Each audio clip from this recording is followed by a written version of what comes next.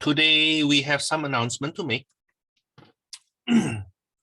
First one, when I graded your quiz 1 to 3, I found some of you, actually around 5 or 6 students out of 17 students who turn it in using photomath.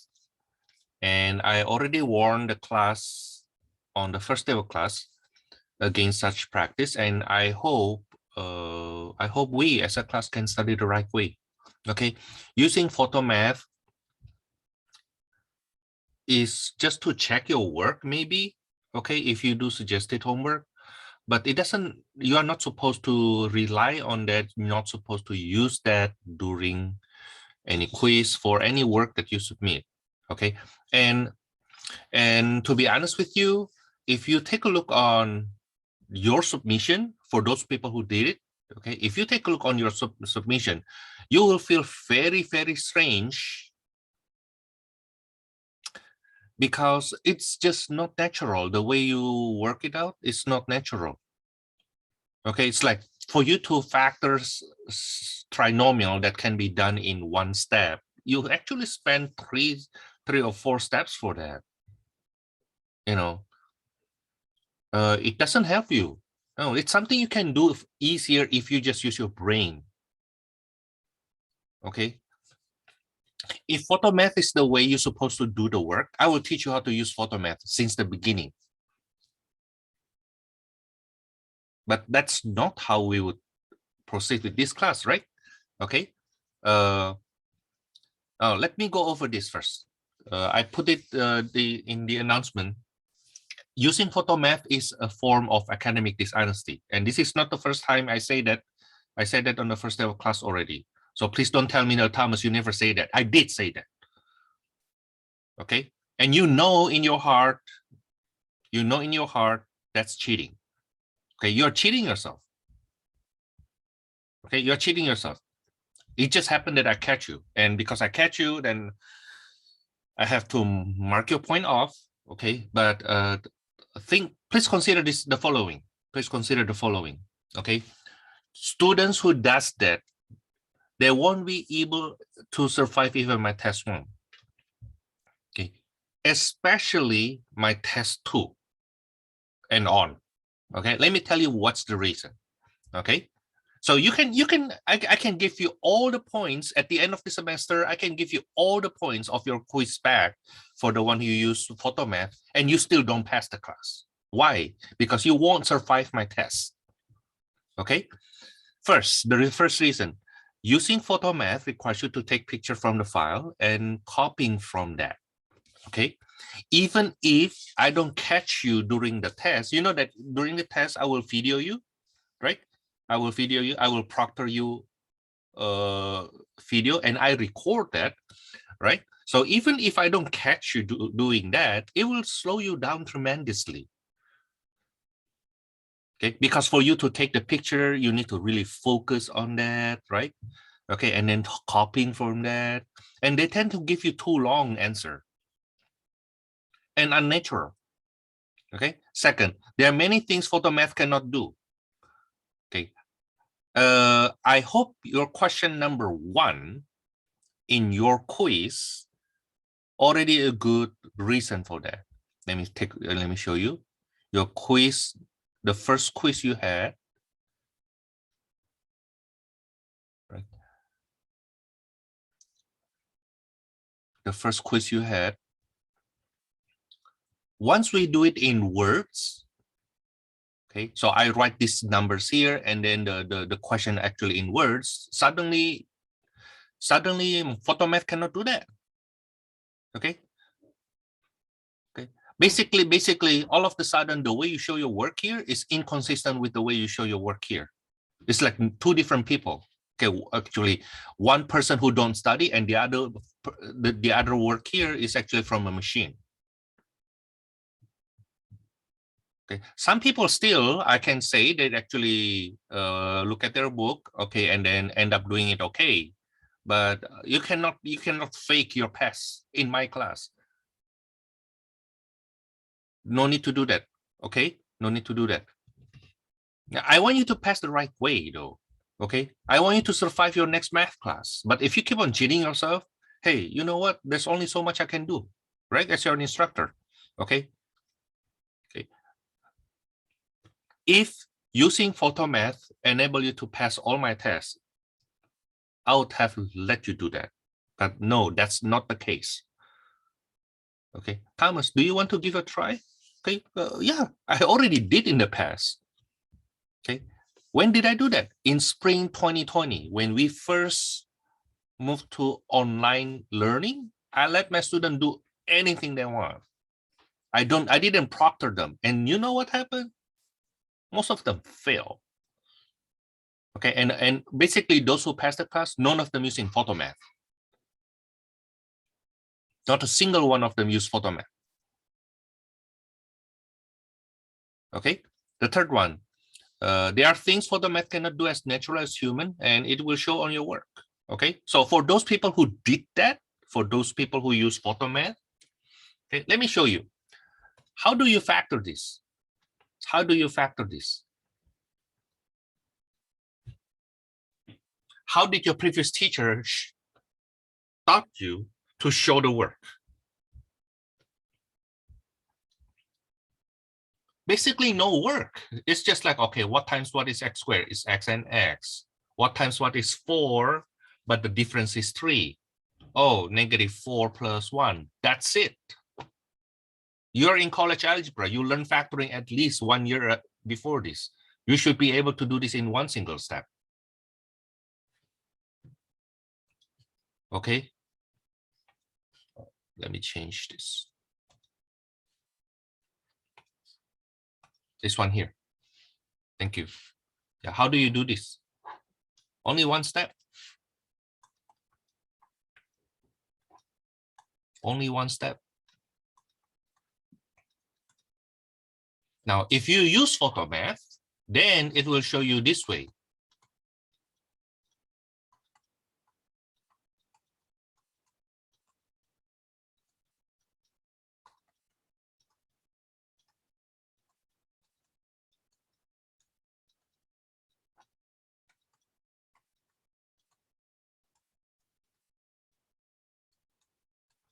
And the weakness of photomath, they try to explain, that machine try to explain too many things, such that it will use that notation. Actually, that's one of the main reasons I found people using photomath. It's just like you just write it, you just copy that down without thinking. What happened with you? You know, even the multiplication sign looks like your X. No, there's only so much photomath can do. Photomath is there to help you check your work if you get the correct final answer. Okay. But it's very unnatural. Okay, that's not supposed to be what you submit to anybody's any class. No, that's only to help you to study. And to be honest with you, that's only for up to algebra 1, algebra 2 at most. Okay, some easy questions from calculus 2 it's okay, but students who use photomath for my calculus 2, well, again, none of them survive even the first test. They end up dropping the class, and unless that's what you plan to do. Okay, unless that's what you plan to do, just stick to this class for some reason that you don't need to pass this class. Okay, if that's the reason, all you need to do is actually type here all the time for my discussion board. Okay, and then on the test, just attend, write your name, submit it. Don't need to write anything. If that's all, if all you need is attendance, so that I keep you in this class. Okay, but I hope you want to learn it right. Okay. Now, I don't want to waste my time for those students. I already warned you guys. Okay, please don't repeat it. For whoever did that, please don't repeat it. Do it right way. Okay, you won't survive my class. Especially if you are going to college algebra for business, that's very applicable course. Okay, so you will see word problems there, and you will need to model that into mathematical equation and then do further analysis from there. Okay, second, Your test one material is up to the material we learned today. Okay, if you go back to our discussion board, if you go back to discussion board, on our discussion board, I always do this, like the lesson for this week and the lesson for next week. Okay, now my purpose is this. See, we meet on Saturday, right? We meet on Saturday. So I hope by next week, you already finished watching this, the 1 week 5. Okay, and already start working on problems, on the suggested homework. Okay, problems that I went over there. You see that I did a lot of problems in my videos, right? Okay, now let's say I do number 40, right? And then you try on your own, try to do number 41 if you can do that. And if not, then feel free to ask me a question. Of course, think about that a bit, right? But I need you to be more proactive in this class. Okay, trust me, going forward, even if we already have a new normal, put it that way. Okay, so we stop thinking that, oh, one day we will go back to pre-pandemic class time. No more, forget it. Okay, forget it. No, it will be a new normal, and the new normal will be that, at least for the next 5-10 years, the new normal will be that most classes will be provided online. And even if you go back to on campus, those instructors will tell you, oh, I have videos online, you watch them, and when you come to class, you ask me questions. That way, then if you don't come to class, you're fine. Yeah, most instructors will be like that. Okay, same with me. That's what I plan to do. That's what I plan to do. Even if we go back on campus, I already have these videos. I don't want them to be waste, right? To be a waste. And I will tell my students, hey, you can study from there. You can ask me during class. I can still do lecturing in class. Okay, but how many students gonna come just for lectures if they can find it on YouTube? Right? Okay, so next week, I hope you already done with this. That's why they put our class on Saturday, and because if it is hybrid, why? So that you can do what you need to do for the week, and when we meet, you can ask question. Okay, I can go over more difficult problems. Okay, not just like in this class in the first 3 weeks and including today. I basically just do all the show. I hope it doesn't happen anymore. Okay, starting from next week, I hope you start.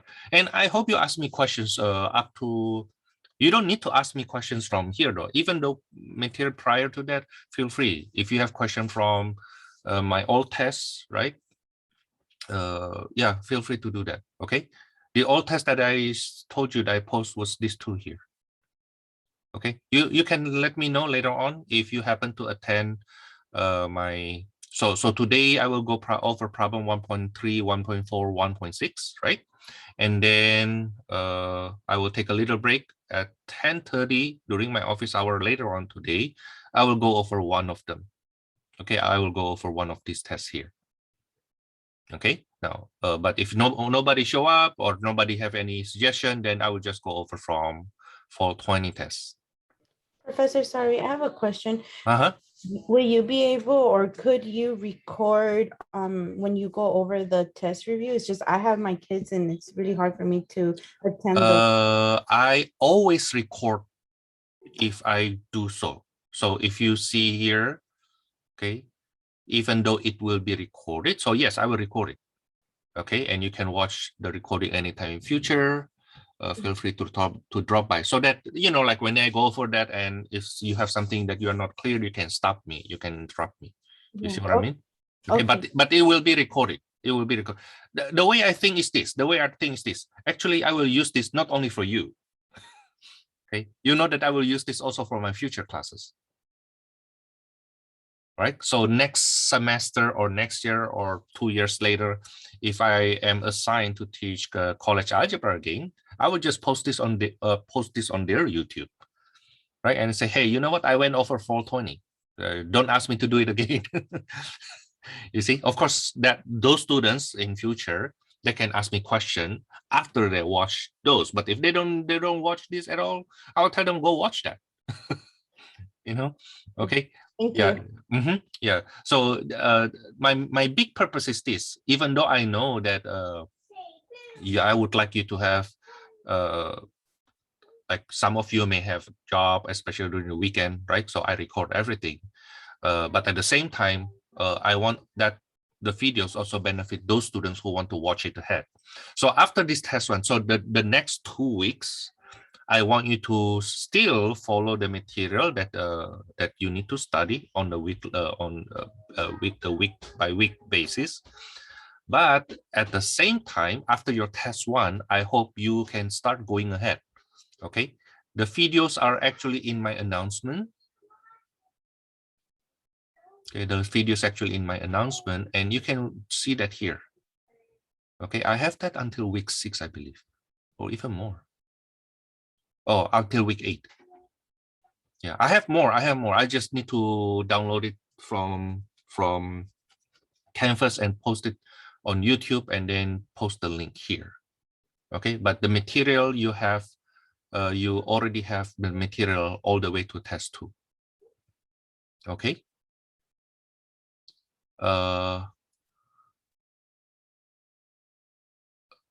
Post an announcement. If I go, I don't put that in the announcement anymore. Just keep in mind that I will always record it. So always go check yourself on Zoom, and then cloud recording.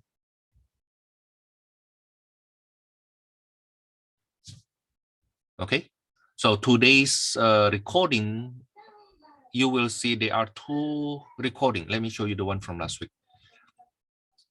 The one from last week, you will see the following recording. So you see the chat file, you see the audio, and you see the video recording, right? But today you will see 2. So one of them for our class time, and the other one for the review. Okay, so I always record it. Will I use this for future? Our discussion in class may not be, but the one I do for our office hour, my office hour later on, I will definitely post that on YouTube for my future class. For you, you have access to this already. Okay, you have access to this already. You know, see, if you remember that I went over this on the first day of class, right? I said you can always find the recording here. Okay, if you don't see any recording, it means there's nothing important from there, or maybe it's just a question and answer from 1 or 2 students, and I don't record those things. Usually those questions are quite personal or relate to a personal mathematical development for that student. Okay, but for later on my office hour, when I go over one of test 1 later on today, I will record it. Okay, I will record it. And yes, that's what I said here in my note. Okay, now, and then in couple days, I will post the instruction for test 1 under assignment. Okay, it will look like this. Let me show you what will that look like. Let me show you what will that look like. So if I go back to my old semester, so it's still here though. It's still here. So from full, not this one.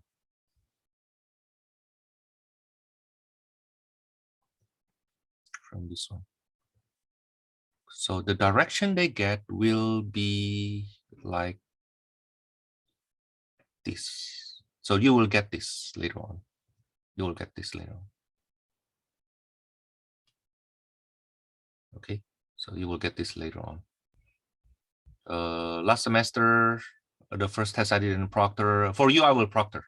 Okay, but basically, I will tell you, okay, what do you need to do? Well, you need to go online 15 minutes before the test. Okay, and then I will do the check-in process. After the check-in process, I will send you the file through Canvas email.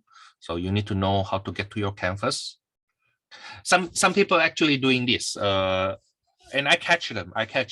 Okay, some people doing this. They actually do the online check-in, but ask somebody else to do the test. I catch that right away. Okay, no, don't cheat yourself. Don't try to cheat me. Okay, don't try to cheat me. You think, put it this way, you may think you are smart in cheating, but trust me, I have more than 2 decades experience in catching people cheating. Okay, if you think you're that smart, trust me, your teacher must be smarter. Okay, the only way you can cheat and your teacher don't know is when he or she purposely pretend not to know. Those are desperate teachers. Okay, those are teachers, instructors who don't care about your future and they don't have integrity. Okay, give them $200, they will let you pass the class. Okay, you can just bribe them if so, but you don't want that kind of person. You don't want that kind of person in our politics. You don't want that kind of person in our city hall. You don't want that kind of person in our judicial. Why you want that happen in your life? Okay. Well, anyway, after the checkout, then I will send you the file. Okay, and then you work on that, and then I will tell you what time you need to stop working, and you scan it to PDF. How to scan it to PDF? You can use scanner. You can use your cam scanner. You can use whatever tool you have. Okay, how do you write on that? Just the way you did your quiz. Okay, it's just this time for tests. You have very limited time. Okay, so you better know how to do those really fast. Okay, so your direction will be pretty much like this, but you will be proctor. You will be proctor. Last fall, imagine last fall, some students still new to online learning, right? Okay, so some of them still didn't have a webcam, and for this, their first test at that time, I let them go. Okay, then test 1, I don't proctor, but that's why remember I said that none of them passed my test too. Okay, test 1, I don't proctor them, so I let them cheat. Okay, but see what happened here. See what happened here. Okay.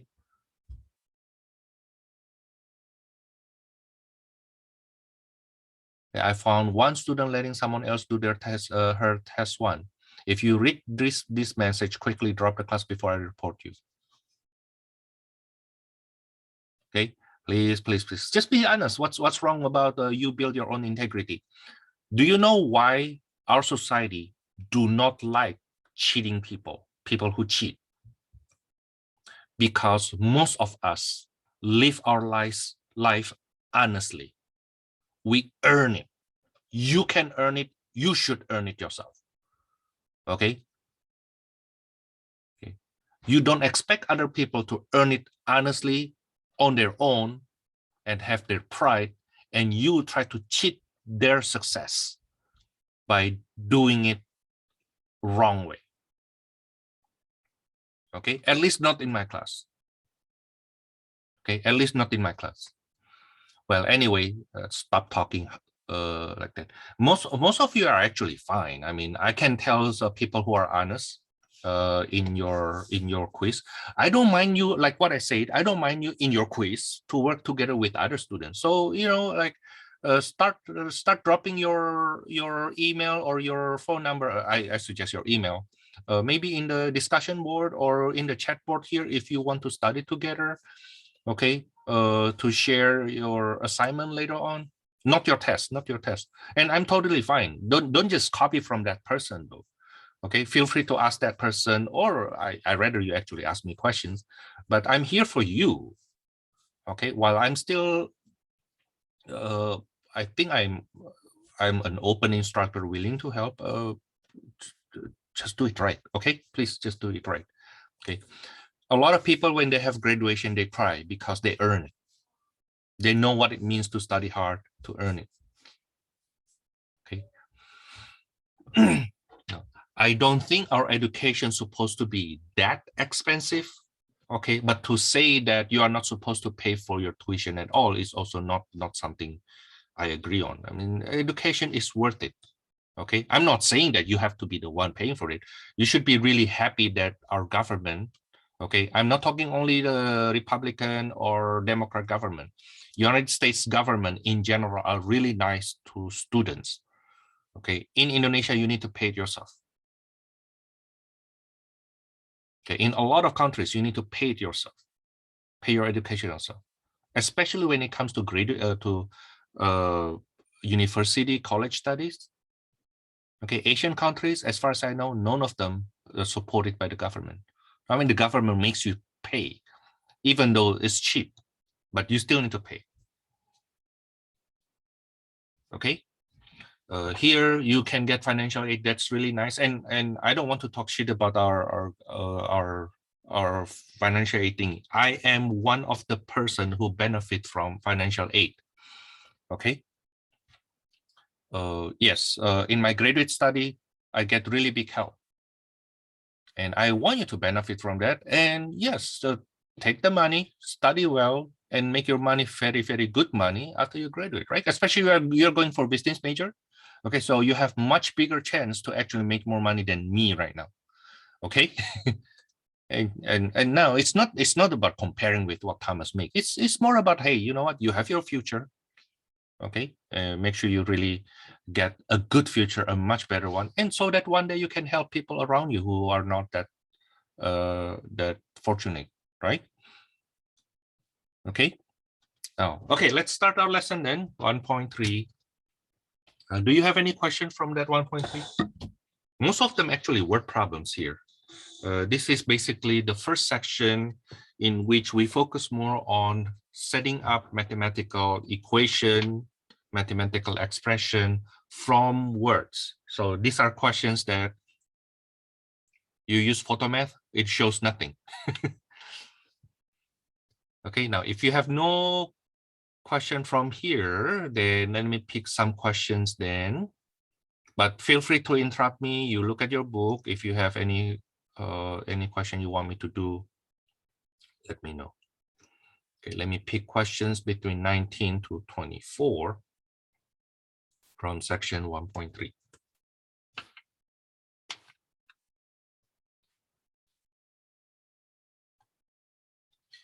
This is section 1.3. Okay, would you like me to go over any problems from here? Number 19 to 24. How to set up the equation or expression in this case. Yeah, actually, 24. Number 24. Okay. Oh, that seems to be a long question, huh? Yeah, the wording is long. Okay. The question is write an algebraic expression for the verbal description. The travel time for a plane traveling at the rate r kilometers. So the let r be the rate. And the distance is 900 kilometers, right? Now, then we want to see the travel time. Now, the formula is the distance equals to rate times time. Is it right? Okay. Now, what we want is the expression for the time.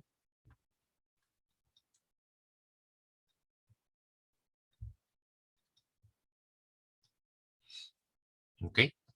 So the distance is 900. The rate is r. The time is t. But we need to solve for t. So t equals to 900 over r. Now, one of the big rule in word problems is you need to define the variable you use. That's why even though they tell us the rate is r kilometers, I still write it down. Let r be the rate. Okay, let t be the time, and t is the one we need to solve, right? Like that. Okay. Let's see, for example, number 20. Make it simple first. It's a lot simpler. Number 20.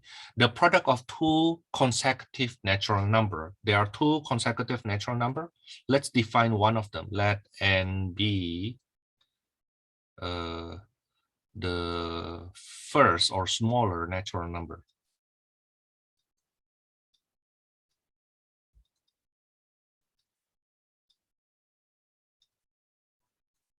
So if n is the smaller natural number, what is the next consecutive natural number? Let's say the first one is 4. What is the next one?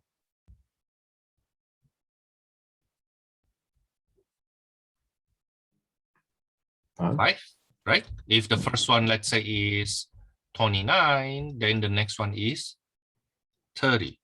If the first one is n, then the next one is n plus 1. Is it right? Okay. So if n is the smaller natural number, so the next natural number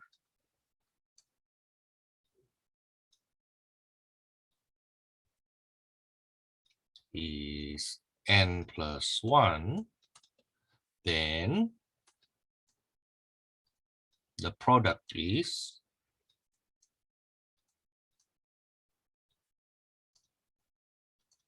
n times n plus 1.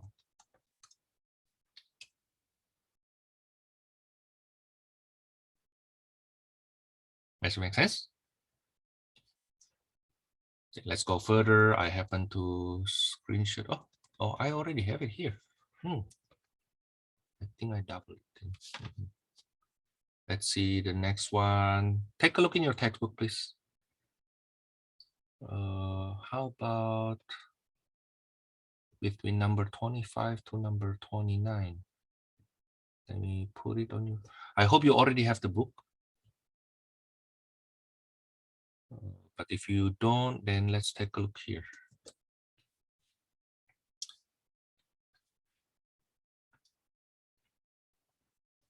Amount of acid, number 25, amount of acid in X liter of a 20% acid solution. Let A be the amount of acid. So A is equals to X liters times the concentration, right? Which is 20%. Now, then we simplify. 20% in decimal is 0.2 x, like that.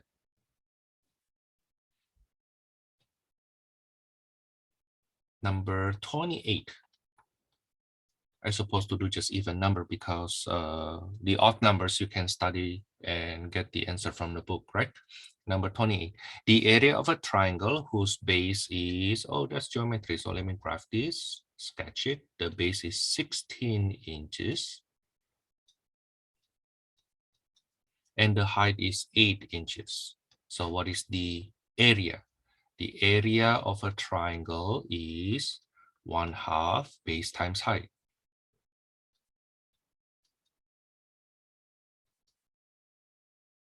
Okay, so the area is equals to 1/2 times 16 times h. So the area will be 8h.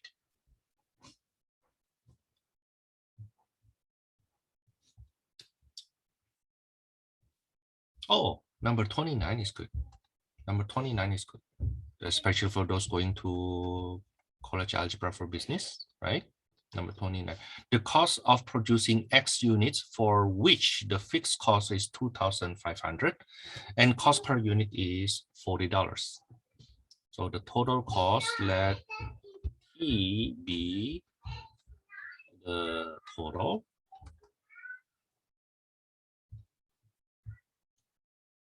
So T will be the fixed cost, 2,500 plus the cost per unit is 40 times X units, right? 40 X. Are you with me, by the way? Yes. Okay, now then there's something called, I prefer to use C instead of T here. In econ, they actually use, let me change this to C. Okay, let me change this to C for costs. Now, once you go to college, to calculus for business, there's something called average cost. Average cost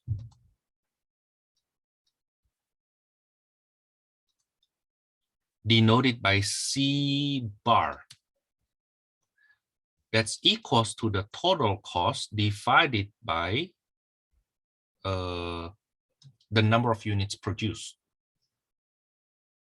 So the average cost later on will be 2,500 plus 40x over x.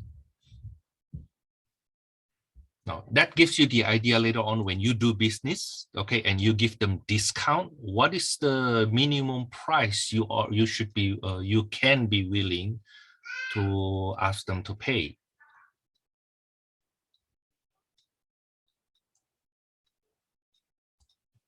Now this is the total cost. This is the total cost. We say the 2,500 is the fixed price, and the $40 as the marginal cost. 2,500 is fixed cost. The $40 is the marginal cost. Okay. Now then, this help us later on to decide what is the minimum price we are willing to sell this stuff. Like if I have so many, let's say I sell cell phones, right? Okay, let's say iPhone 20. Let's say I sell iPhone 20. Okay, of course, at the beginning of that product, the launch of that product, I will try to sell it as for the price as high as possible. And nobody should complain saying it's so expensive, it's essential. No, iPhone is not essential. iPhone 20 definitely not essential. Okay, you can just use other iPhone. You don't need this iPhone.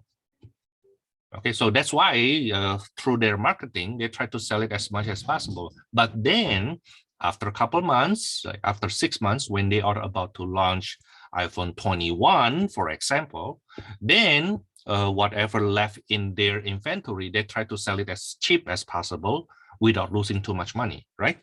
Okay, now suppose this is the cost structure. Let's say that's the cost structure, and they need to give discount. I think it is quite reasonable when they try to start to phase out that item, then they will just sell it for $40. Why? At least they get their principal back. You see, okay, the 2,500 already being spent regardless how many items you produce. Okay, but the cost to produce that one specific item is 40 on the top of that fixed price, fixed cost, right? So I may sell the iPhone 20 at $2,000 at the beginning of the launch, but after 6 months, when I'm about to launch iPhone 21, but I want to sell out all my iPhone 20, then I may sell it for $40, the cheapest. Okay, and still reasonable. Of course, somebody will say, but Thomas, it depends on how many you have produced, how many you have sold, because the cost for each item is supposed to be like this. That's true, but it's actually quite reasonable to sell it for this. That's how we figure out. Okay, that's how we figure it out. Okay, so you want to be a business person, that's how you sell the thing about it. Okay. And actually, doing business not supposed to be only for those who study business. I have business background, okay, but I actually went to business first, then I studied business. I went to business first, like I worked for a company and I went up to the higher level. And then at one point, my boss told me, Thomas, I want you to take some classes in business. That's how I get my business major, even though I don't formally have my degree in there, but I actually went to finish all the courses. I just didn't have the graduation because I moved to America already at the time. Okay, number 32. Number 32, the amount of water Q quarts of a liquid that is 28% water. How much water in Q quarts of liquid that is 28% water? So maybe I use W, huh? W be the amount of water. Okay, if you try to picture that,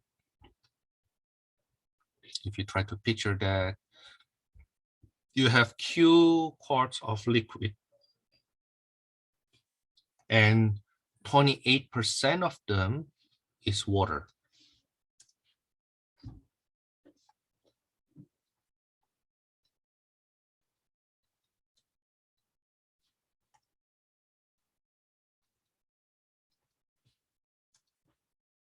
Okay, so what is W? W, the amount of water will be 28% of Q, 28% times Q, which is 0.28 Q.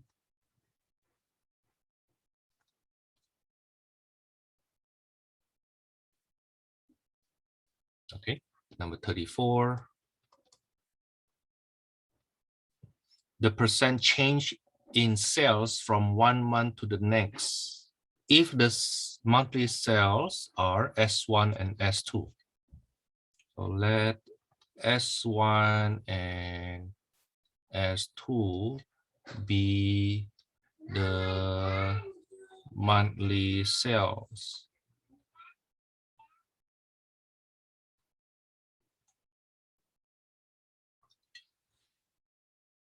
Okay, so the change is S2 minus S1. So imagine this way, So if you look at the graphic, for example, in April, I just make up stories, April's the amount of sale is S1.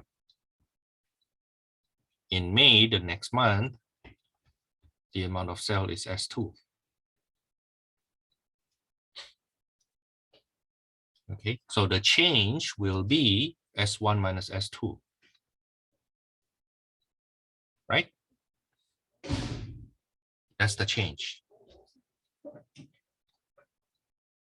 Now, how about the percent change?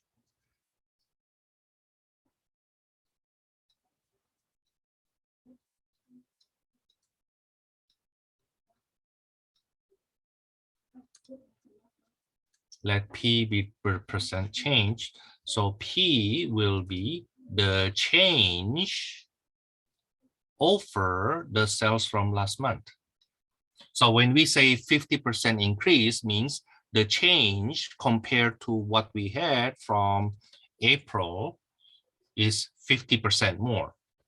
Okay, so the change over the original number and then multiply by 100% because you want it in percent. That's the expression.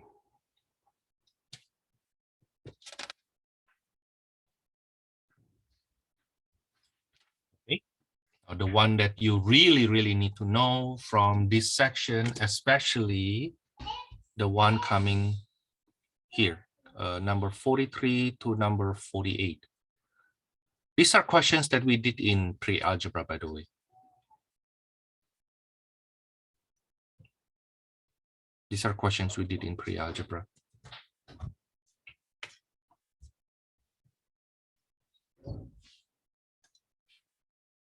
Okay, so for example, number 44, what is 175% of 360? So you see, I just translated word by word, right? What is,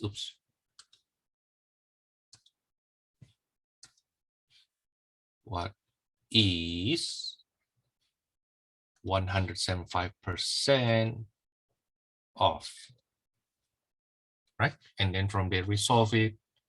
X equals to 1.75 times 360. Then from there you can use your calculator, right?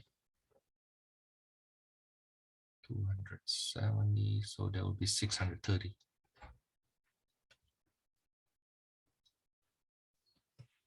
Number 46. 459 is what percent of 340? But your X has to be in percent. Okay, so we will solve that first, maybe in decimal or in fraction, and then we convert that to percent. 459 over 340 equals to X. Let me use my calculator to make it to decimal.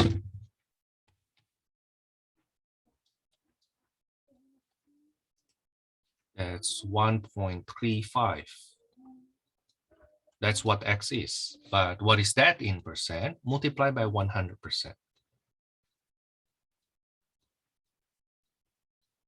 Now, the reason we multiply by 100% so that we can keep the percent sign later on.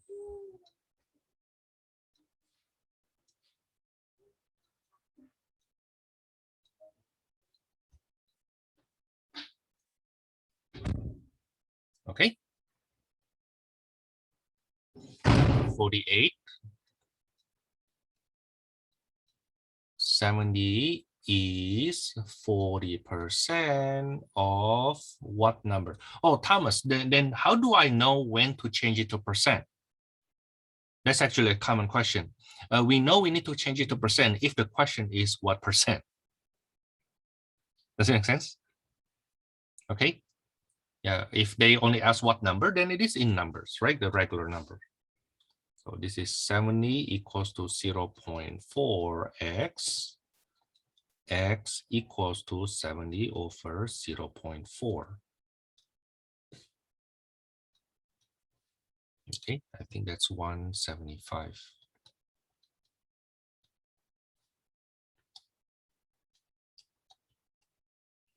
It's 175.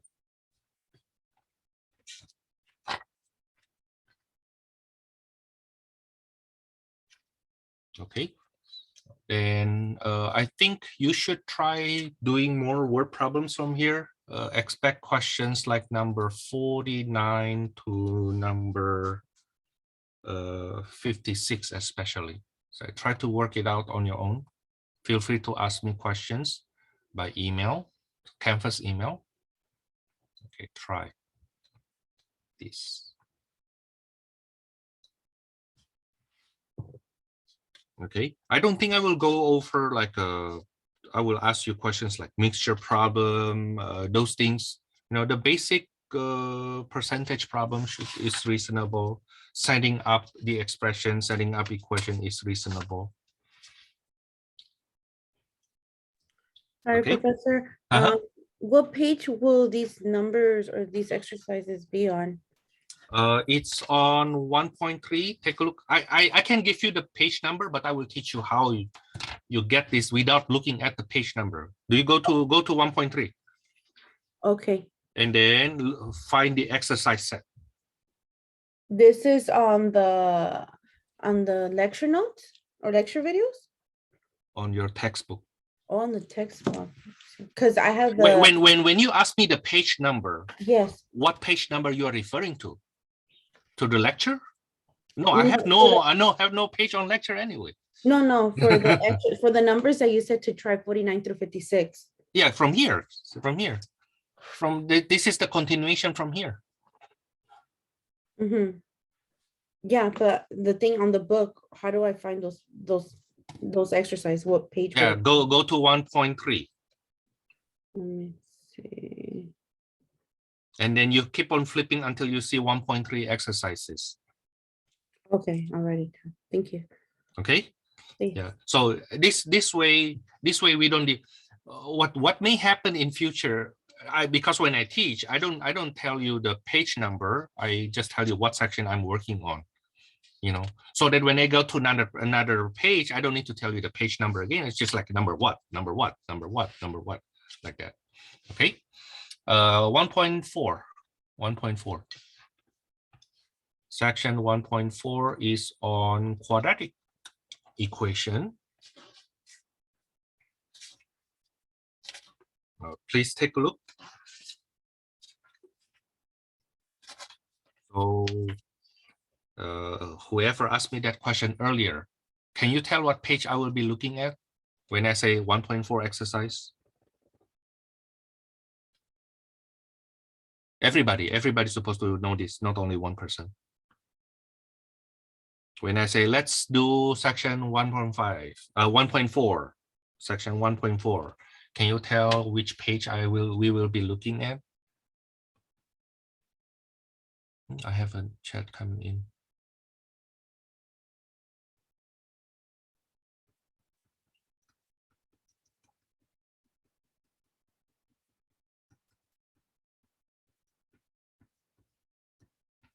Okay, nobody say anything. Well, you find out then what page.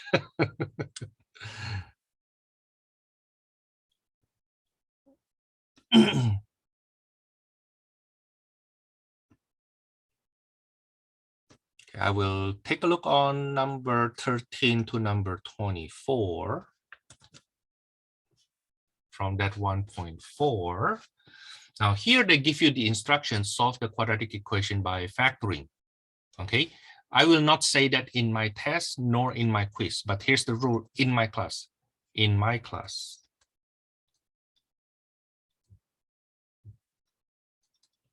if the equation is solvable by factoring,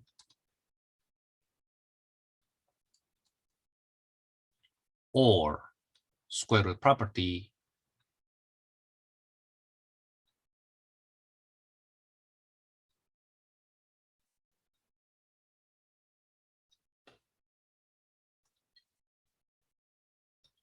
then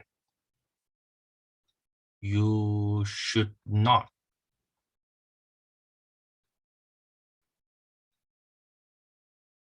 solve by formula nor completing the square.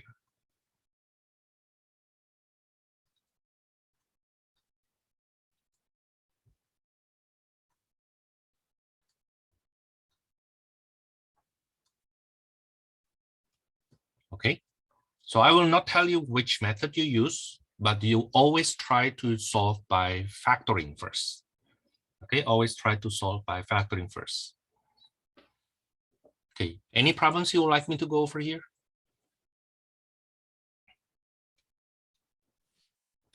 Number 23, okay, number 23. Oh, the fraction, huh? 3/4 x squared plus 8x plus 20 equals to 0. You see, if you use photomath will not do what we do here. Our photomath will do some strange thing that even you wonder why they do it that way. Okay, we have fractions, right? So let's get rid of that denominator first, multiply by the LCD 4. So we will get 3x squared plus 32x plus 80 equals 0. And then from here, we factor it. They tell us to do it by factoring, so it must be factorable. Okay, and 3x squared must be 3x times x. The sum, the signs are plus plus, means this both of them has to be plus. What times what is 80? But then the combinations will give us 32. Honestly, I don't know. Honestly, I don't know.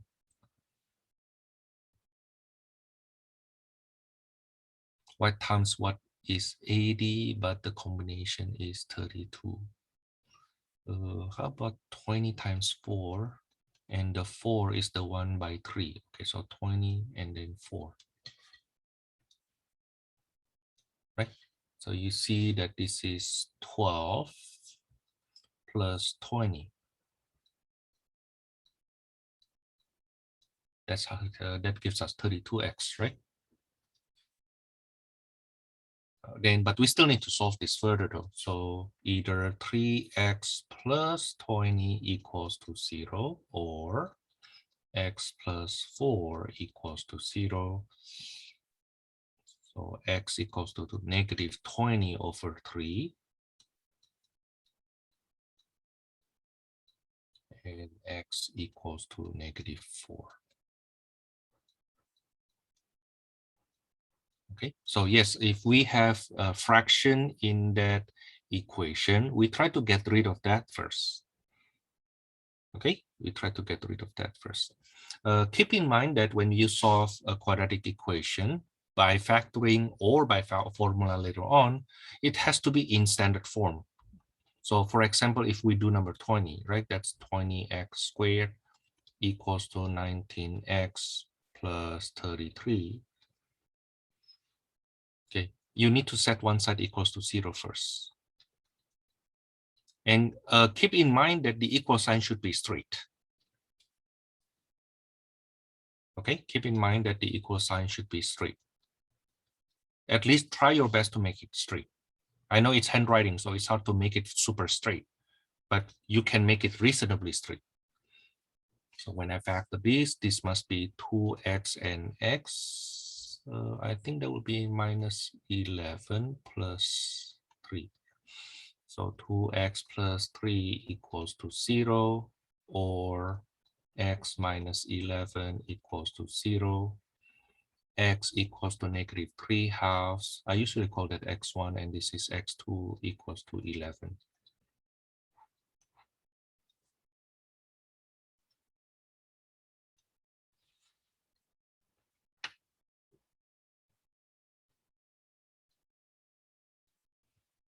Okay, now next, by square root property. How do we know that we can solve an equation by square root property? That's if you have a situation like this. The square already completed. You just need to isolate it. So you see that you have something square, something square, something square, something square, something square, something square, something square. And the other side are constant. Yeah, except this one. You will see we do different treatment for this. Slightly different treatment, but the procedure for number 38 is very similar to the procedure prior to that.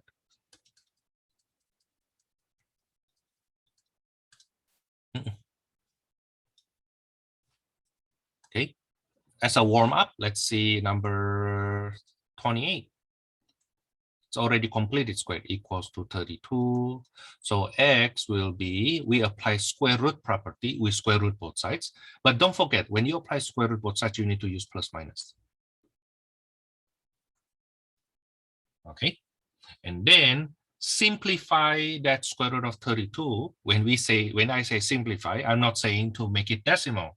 No, simplify, you take out the greatest square number out. 32 is 16 times 2, right? So x equals to plus minus 4 square root of 2. Now in my class, I need you to split it.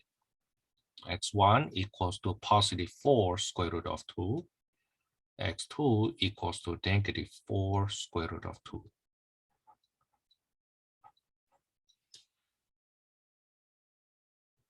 Okay, but basically we isolate the perfect square first before we apply square root property.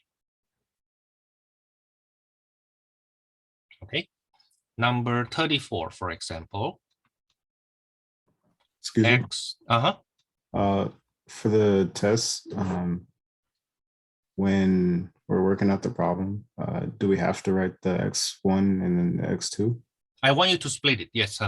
Okay. Yeah, because there are two solutions. I don't want you to just stop here. I don't want you to just stop there.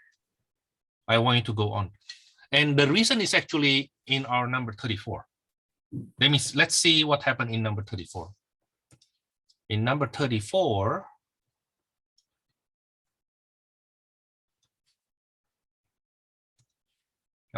when we solve this, we apply square root both sides. X plus 9 equals to plus minus square root of 24. Is it right? So x plus 9 equals to plus minus 2 square root of 6. Yeah, 24 is 4 times 6. Right? So the 4 comes out, becomes 2. And then we move the 9. X equals to negative 9 plus minus 2 square root of 6. But there are two solutions there. Not only one solution, there are actually two solutions. Now, what I ask you to do is to write those two solutions explicitly. That is, they are separately. So this is the first one, the first solution. This is the second solution. Does it make sense now? Yeah. Okay. Now, it gets more complicated though. These are questions that you may see even in my Algebra 1 class. I can show you my Algebra 1 test, and it's a lot harder than this number 34. Okay. I'm not saying that, oh, you know what, you cannot do that. No, I'm saying that you're supposed to, at this level, you're supposed to rise much above this number 34. That's what I'm saying. Okay. So when I'm preparing you for much higher level, then I need to teach you what you need for that much higher level, right? Now, that much higher level, you basically need to write that separately for you to go further. Number 36. Do you mind to try that, number 36? And then after that, I will do number 38 with you. 4x plus 7 squared equals to 44. Yeah, let me ask you to do this maybe in 2 or 3 minutes. And then together with our 5 minutes break, we come back at 9:20. So try to do this in 2 or 3 minutes and then take your 5 minutes break. Okay, 9:20, we come back.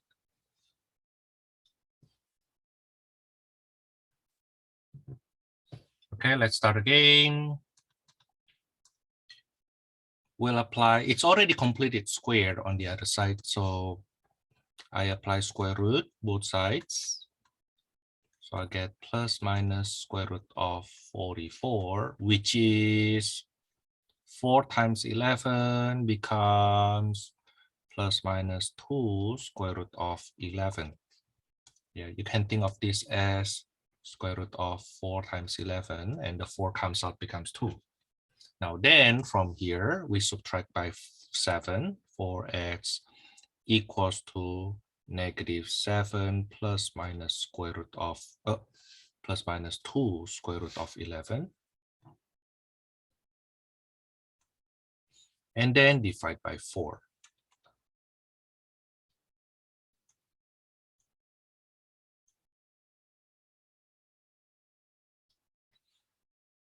Okay, now after this, split them.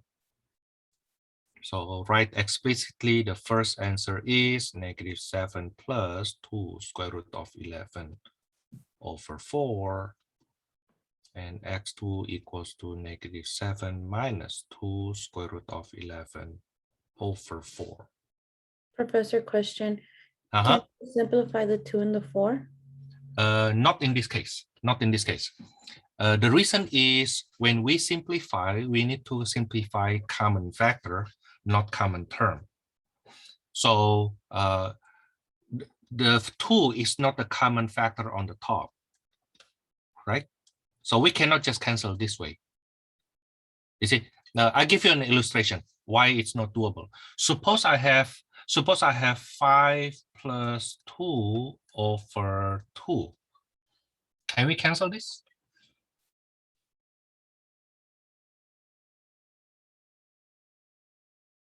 The answer is no.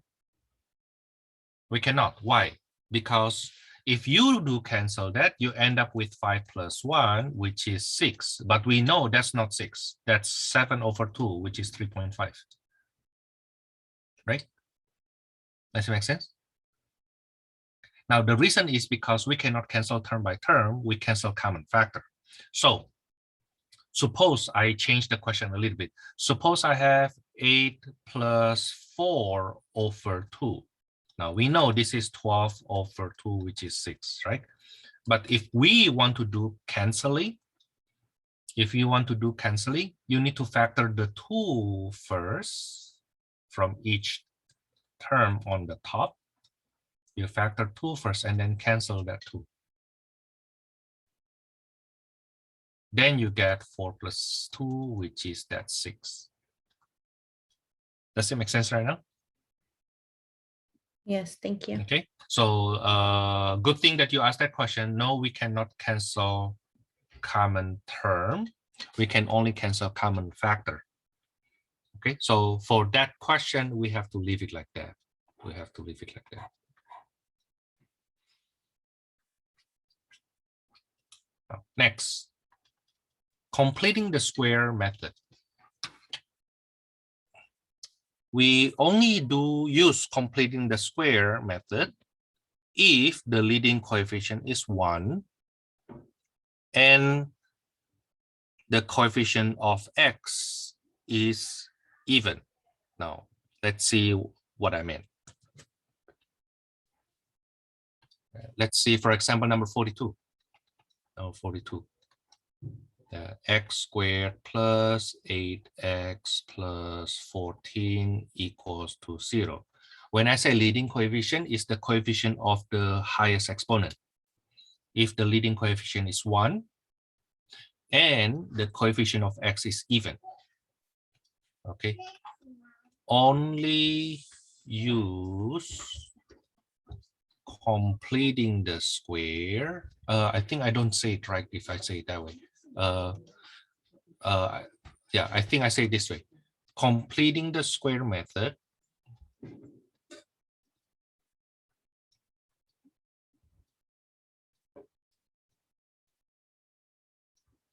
is easier to use if the leading coefficient is 1 and the coefficient of x is even.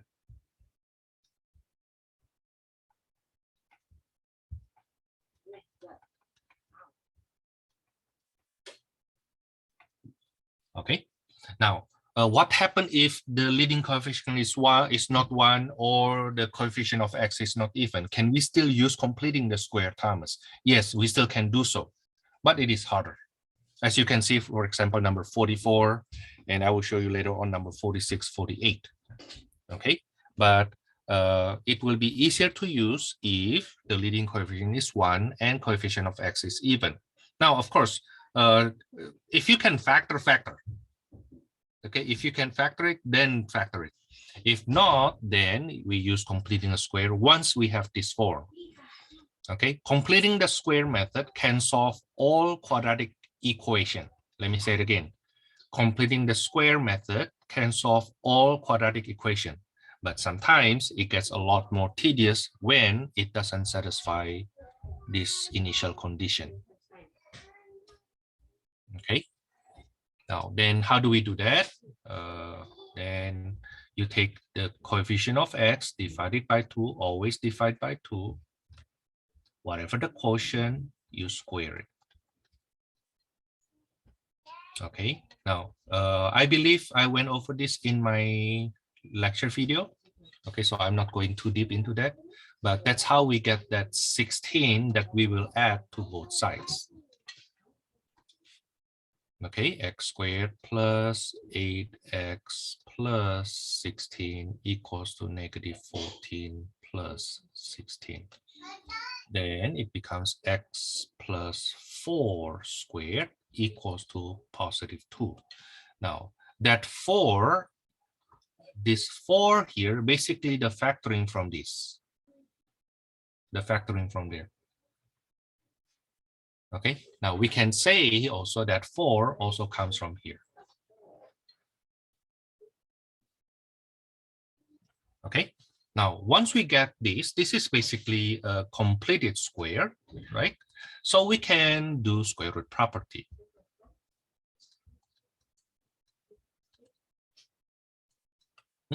I'm sorry, I forgot the square Another root. question. If you Uh-huh. move 16 over to the other side, wouldn't it be negative 16? Yeah, but then you basically go back here. Oh, so you can leave it as positive. It's the purpose is so that we have a completed square on one side. That's the purpose. Okay. Okay, that's the purpose, so that we can make it completed square here. That's why we add 16 to both sides. Okay. Okay, yeah. And then from what we have here, we subtract by 4. So the solutions are x1 equals to -4 plus radical 2.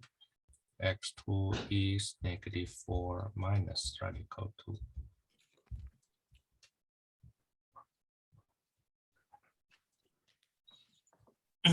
Now, let me show you what happened if the leading coefficient is not 1 or the coefficient of x is not even. Let me pick questions from number 48. Give me a second, let me quote that for you.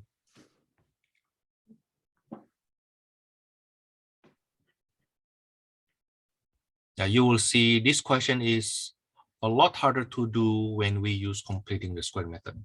Number 48. Can we still use completing the square method for number 48? Yes, we can. Number 48, completing the square method can solve all quadratic equation, all. It's just at times it's a lot harder. So what happened, Thomas, if the leading coefficient is not 1? And I insist to use completing the square method. Then I make it 1. I divide by 3 each term. So I get I get x squared minus 4 over 3x minus 7 over 3 equals 0. Okay, now once you see fraction, you kind of like, uh-oh, a bit, right? Like the sound you heard. Ding dong. Yeah, but still, we still can do this. Okay, in fact, the procedure is exactly the same. We will change, move the constant to the other side. Okay, and then we think, oh, what number should I add to both sides, right? The number I need to add to both sides is, let me do it on the right hand side. Yeah, any scratch work that you want to do it aside, not right below it. Okay, -4 over 3. I need to divide this by 2. But to divide that by 2, -4 over 3 divided by 2 is to multiply by 1/2, which will give me -2 over 3 by cross canceling. Right? Now then, after you divide by 2, we will square that quotient. We get 4 over 9. So that's the number we will add to both sides. So I will add plus 4 over 9 on the left and on the right hand side.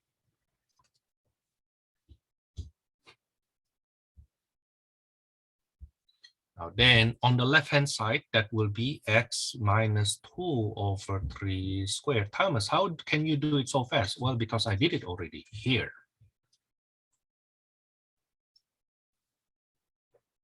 That's why I write this down. That's why I write this down. Okay, that's why I write that down. Now then on the right hand side, well, to add those, I need to have LCD, right? That's 21 over 9 plus 4 over 9. That's x minus 2 over 3 equals to 25 over 9. Oops, I have squared here.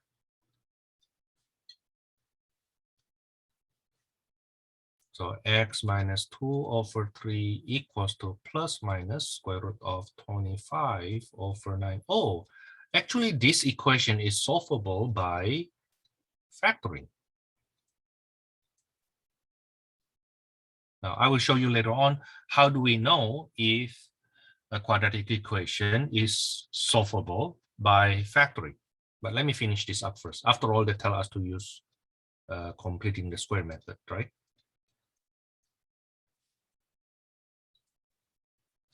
So then x1 is 2/3 plus 5/3, that's 7/3. x2 is 2/3 minus 5/3, that's -3/3, which is -1.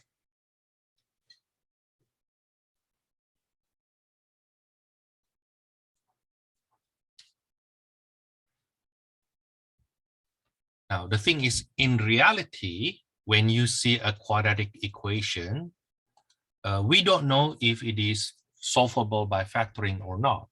So let's put a big note on that.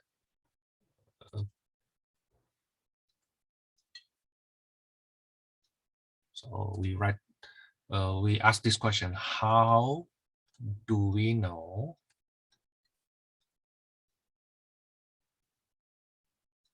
if a quadratic equation is solvable by factoring?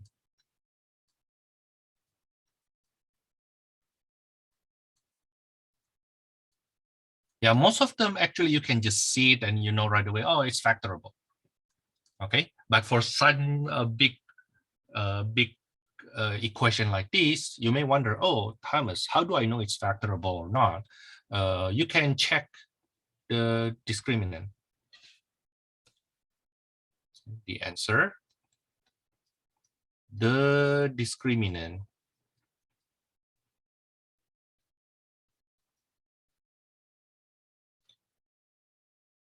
d, which is b squared minus 4ac, is a square number.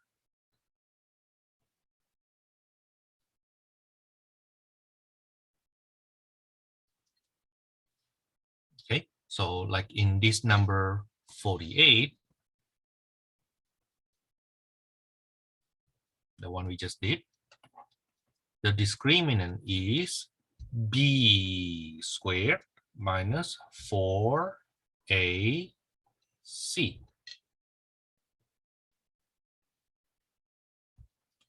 When you compute, this is 16 plus 81. No, not 81, 84. Which is 100. Now that 100 is a square number.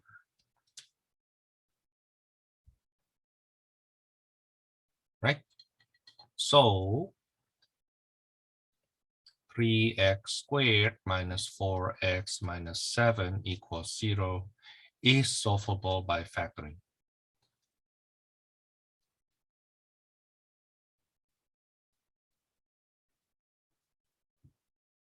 But Thomas, can I just use quadratic formula to solve that? Can you? Yes. Should you? No. In my class, no. In my class, if a quadratic equation is solvable by factoring, then you need to solve that by factoring. Okay. So what happens if I use other method, Thomas? I penalize you 1 point. Okay. So if you really don't know how to factor it, and you insist to use formula, then yeah, well, hopefully you get the right answer, right? But even if you get the right answer with all perfect procedure, I still penalize you 1 point. It's better than nothing, of course. It's better than no points at all, right? Okay. And I try to be reasonable. If the number is really, really big, if the number really, really big, like let's say 30x squared minus 47x minus 78, that's really big, then yeah, I don't expect it to be able to factor that, right? And I don't and you don't even need to expect me to give you such question and ask you to factor. Okay, but yeah, there's something called reasonable, and that one, the 3x squared minus 4x minus 7, is reasonable enough that you solve that by factoring.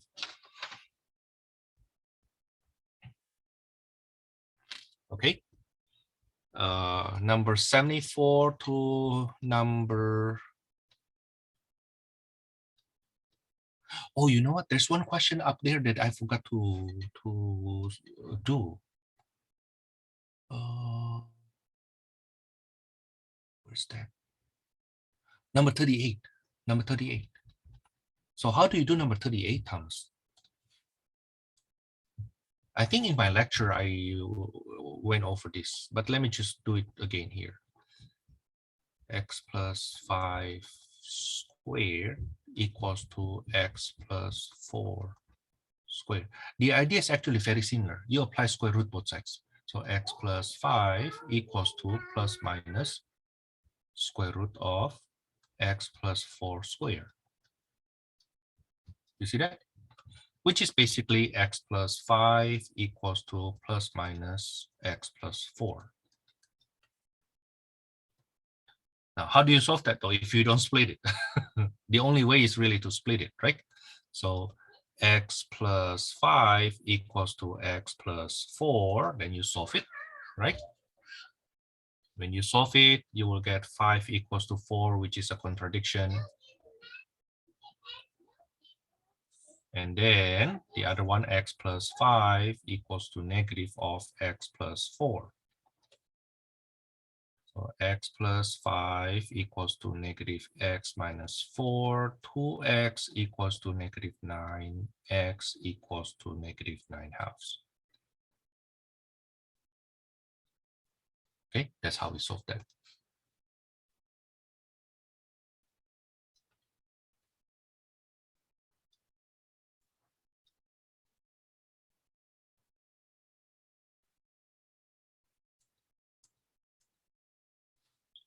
Next one is use quadratic formula to solve. Again, do not use quadratic formula if it is solvable by factoring. If it is solvable by factoring, then we don't use quadratic formula. Now, how to identify if a quadratic equation is solvable by quadratic formula? You check the discriminant. Okay. Now, number 74, for example, this is solvable by factoring, so don't use formula.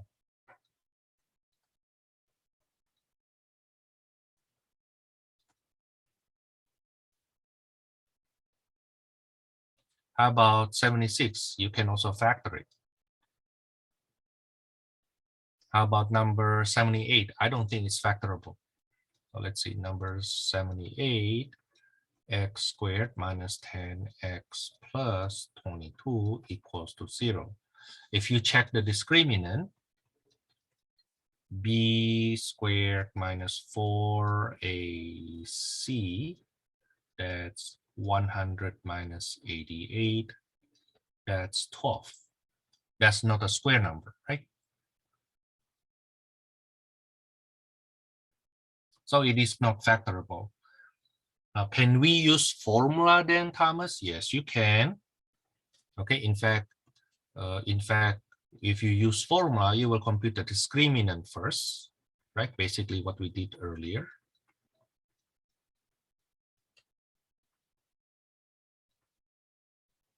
That's the discriminant.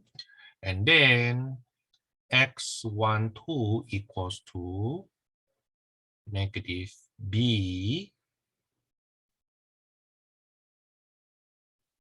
plus minus square root of the discriminant over 2a. That's 10 plus minus 2 square root of 3 over 2. Now notice that on the top you do have common factor. Let me factor the 2 out. So I have 5 plus minus square root of 3 over 2, which then give us 5 plus minus square root of 3 only. So our x1 is 5 plus radical 3. Our x2 is 5 minus radical 3.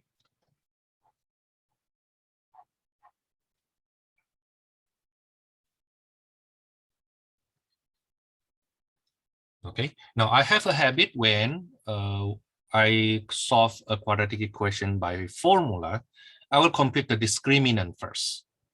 So I will compute the discriminant first. And then in that formula, I put that inside the square root.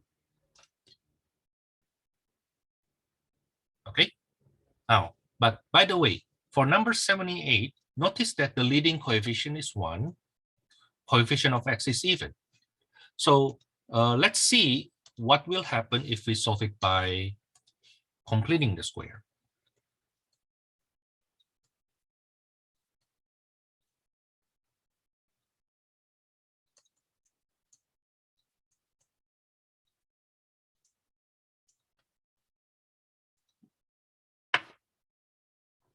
So x squared minus 10x plus 22 equals to 0.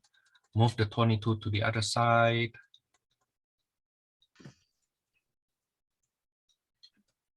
Now you tell me what number should I add? 25. How do you get that? You divide by 10 over 2 and square 5. Then you square that -5, which will give us positive anyway. So it's a yes there. So we add 25 to both sides. Good. And you see that on the left hand side now I have x minus 5 squared, and on the right hand side I have 3. So you see that when the situation is conducive, the leading coefficient is 1, the coefficient of x is even, then it is actually a lot easier to solve it by completing the square.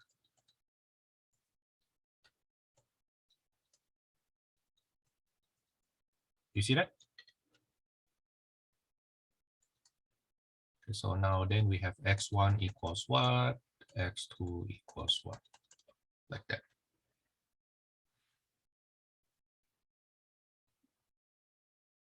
Okay. That's for number 78. Do you want to pick one more question from here? Oops, sorry.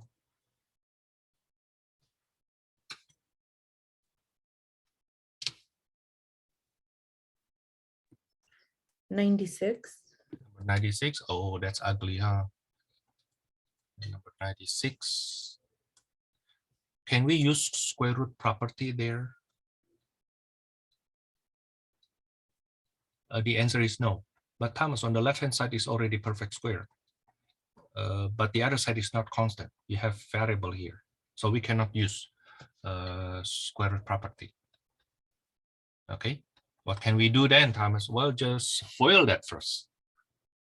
Unfortunately, that's ugly. I know. That's 25 over 49x squared minus 20x plus 196 equals to 8x. How do you do it so fast, Thomas? The middle term here comes from this guy times this guy times 2. 2ab, remember? 2ab, right? The middle term is 2 times a and b, right? And if I do it aside, 2 times 5 over 7x times -14, you will cancel the 7 with -14 first. Do you see that? Then that's how we get that -20x. Okay, now then from here, we will subtract by 8x.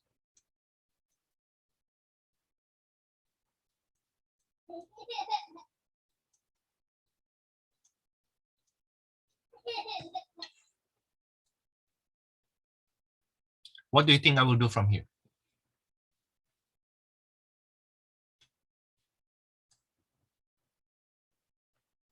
Any guess? You multiply by the LCD. Which is 49, that's right. Okay, so I get 25x squared minus, then I use my calculator. 8 times 49 is what? That's 1,372x plus 196 times 49. That's 9604 equals 0.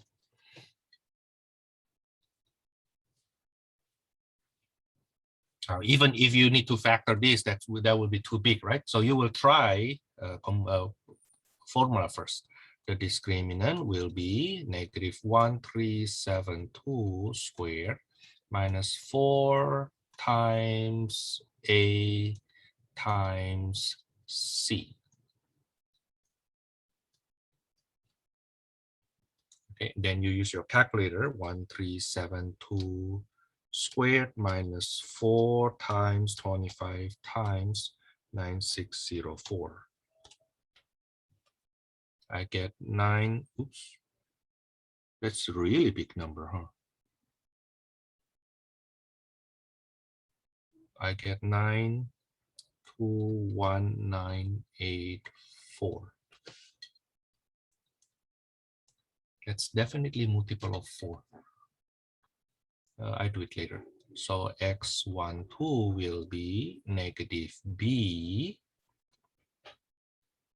plus minus square root of 9,21984 over 2 times 25. Now then from here we simplify.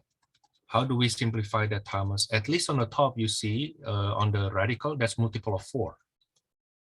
How do you know that's multiple of 4? The last 2 digits is multiple of 4.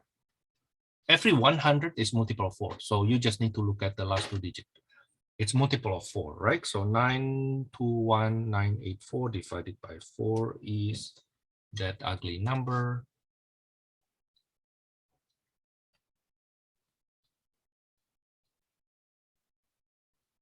It is still multiple of 4, but let me just leave it like that for now. Oh, that's a 50.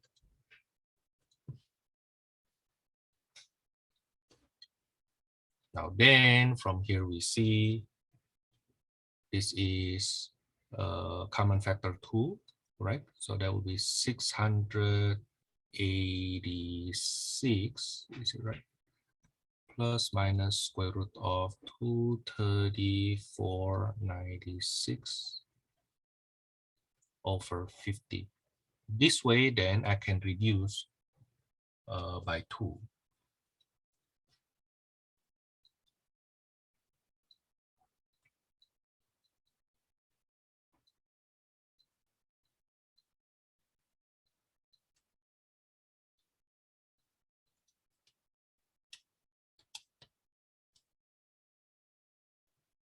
It's okay. So our solution will be x1 equals, let me just do it here. So x1 equals to 686 plus square root of 230496 over 25. X2 equals to 686 minus square root of 230496 over 25.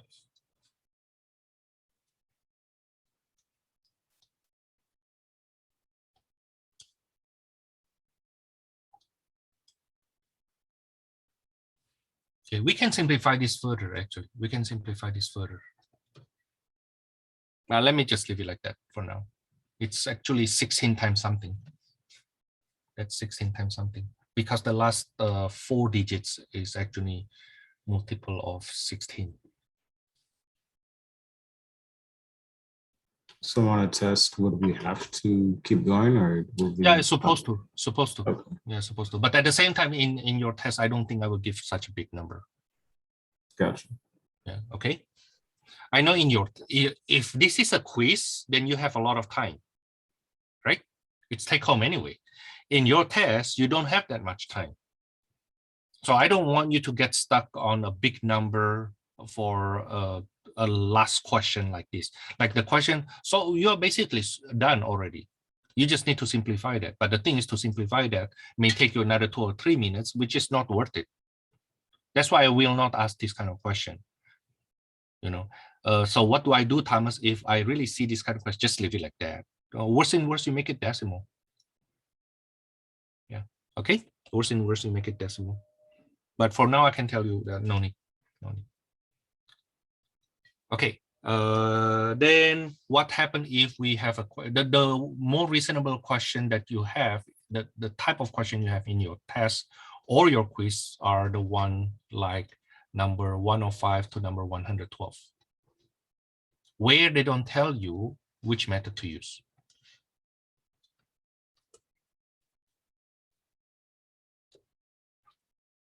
Using any convenient method. Now, can you tell what method you use for number 106?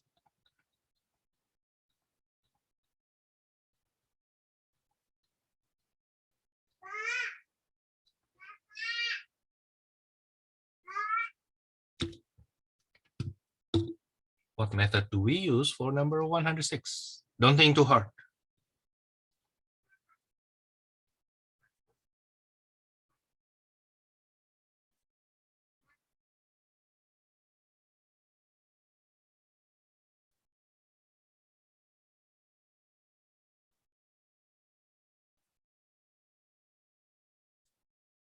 Oh, nobody say anything. There should be an easy question. The common factor 11x.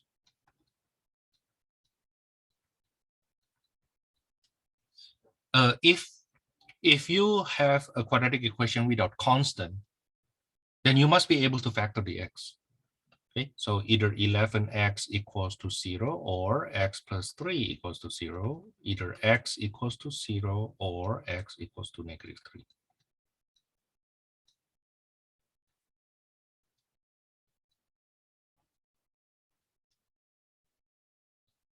Okay.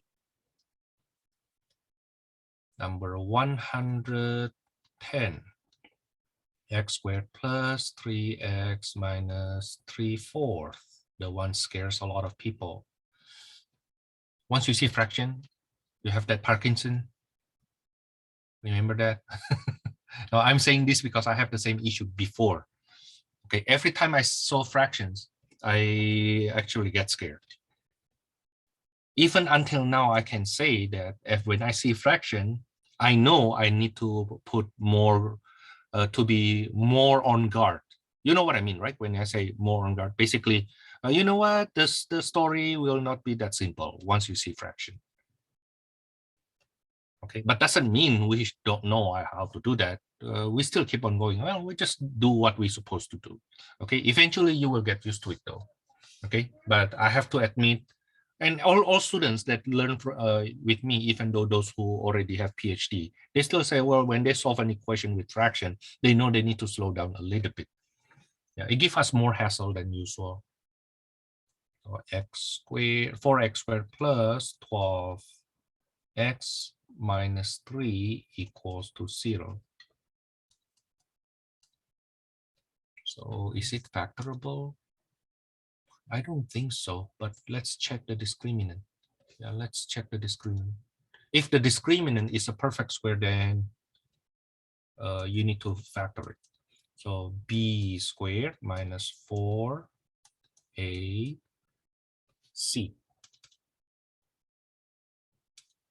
I don't parentheses for this one. 4ac. So that's 144 plus 48. It's 192. See, it's not factorable. It's not factorable because 192 is not a perfect square. It's not a square number. So x12 equals to negative b plus minus square root of the discriminant over 2a.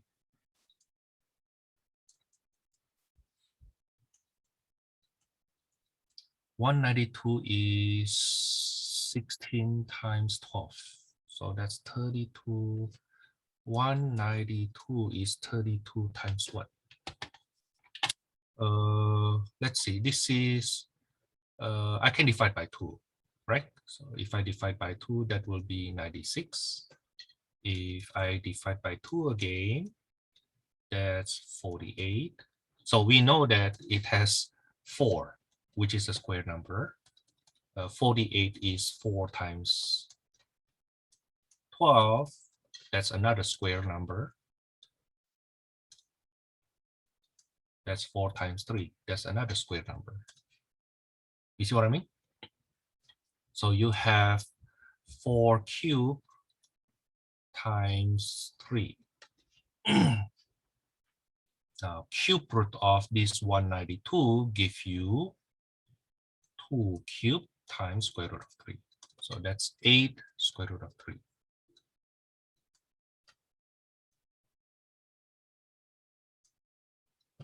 Now then on the top and the bottom, both of them multiple of 4. So I factor the 4 out.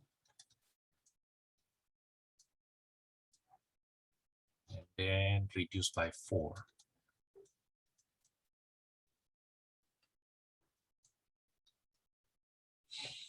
Therefore, the answer will be x1 is -3 plus 2 radical 3 over 2.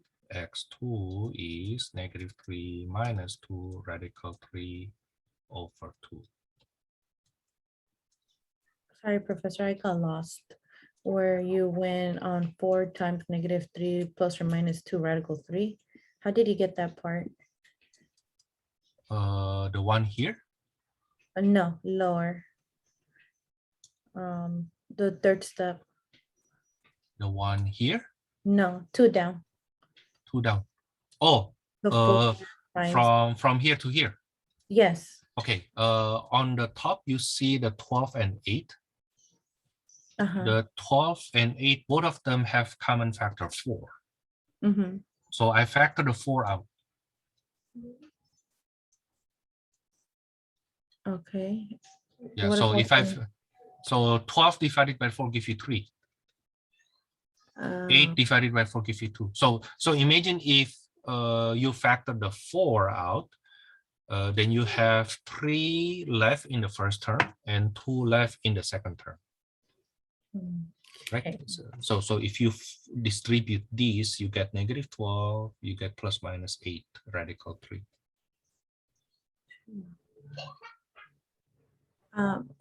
Okay, I see now. All right. Okay. Yeah. Yeah. So we did the common factor. Now that's for this section 1.4. With the time I have left, I don't have a chance to go over 1. No, we don't do 1.5. I believe I skipped to 1.6. But with the time I have left, I don't think I have time to do so. There's a lot of questions there we can do already at this time using the method that we learned before. Give me a second.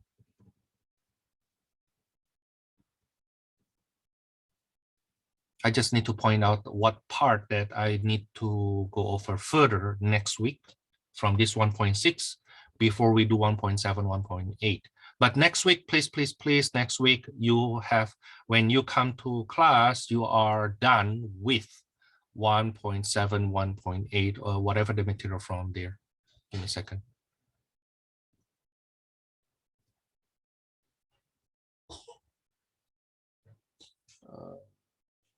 Discussion.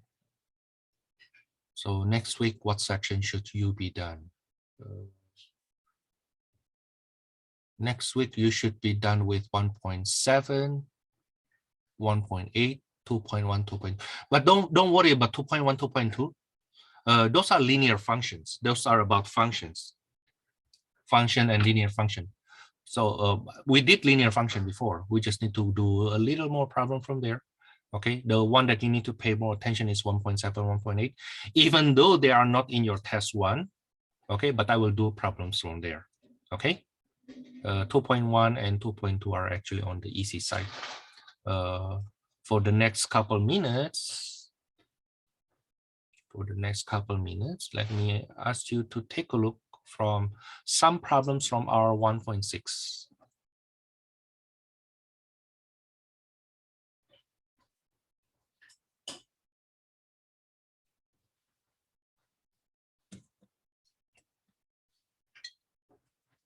These are problems you can do already. That if you only learn up to 1.4, then you can do most of the problems here already. Okay, like for example, number 6, you can do it by factoring.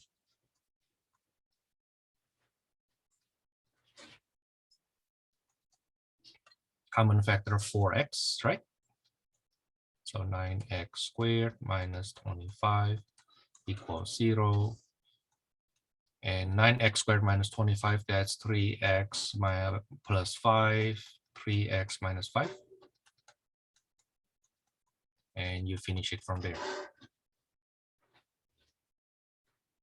Is it okay? Likewise, number 10. Number 10, you have 27x cubed minus 343 equals to 0. I think, oh, hold on. No, this is, I don't have common factor here, but this is difference of cubes. This is 3x being cubed minus 7 being cubed.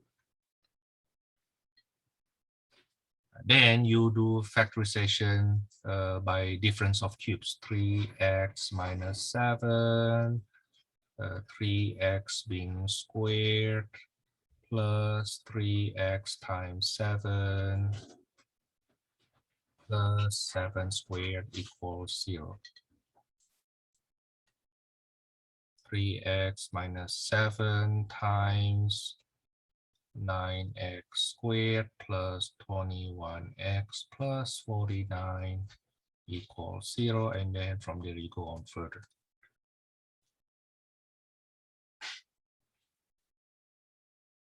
Okay, so we have more factoring here. Number 18. Number 18, we have x to the 4th plus 5x squared minus 36. This is definitely not something we can factor, but you notice that x to the 4th is the square of x squared. They are related. They are related. So the way we solve this, we will do quadratic-like equation. Quadratic-like equation is an equation that when you substitute sum of the variable, it becomes quadratic equation. Okay, so if we say, oh, let u is equals to x squared, the one here, then the equation becomes u squared plus 5u minus 36 equals 0. Then from there you solve it. I think we can factor this. U plus 9, u minus 4 equals to 0. So u1 is negative 9, u2 is 4. Okay, and then x squared, I substitute that back. X squared equals to negative 9, x squared equals to 4. So x is equal to plus minus 2, and x equals to plus minus square root of negative 9, which is 3i in complex number. So we have 4 solutions here. X1 is 3i, x2 is negative 3i, x3 is positive 2, x4 is equals to negative 2.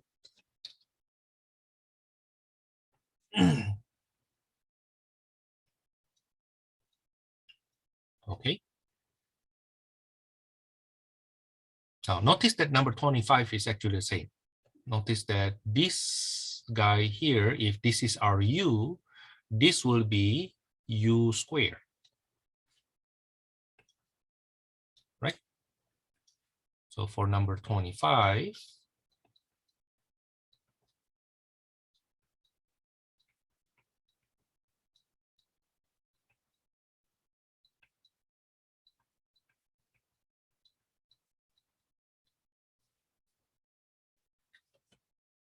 you let u equals to x over x plus 2. The equation becomes 2u squared minus 3u minus 2 equals to 0. Then you solve it by factoring. It is factorable. It is factorable.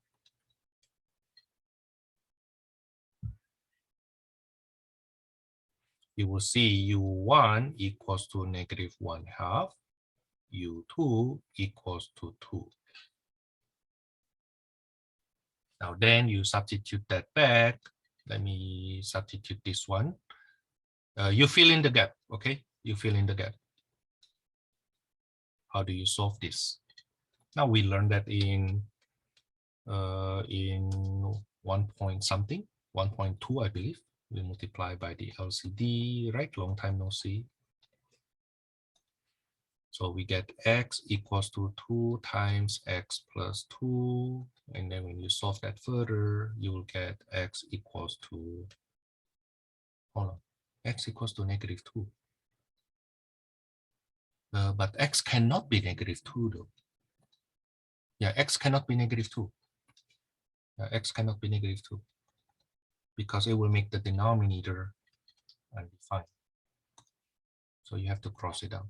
The solution will be from here. Okay, the solution will be from here.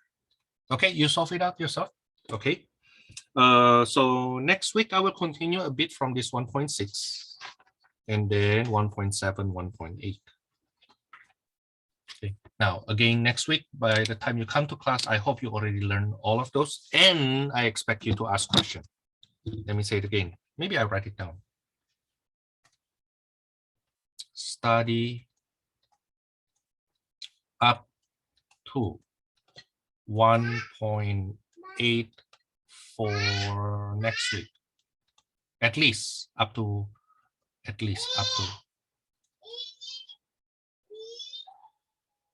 for next week. So what I will do next week is this.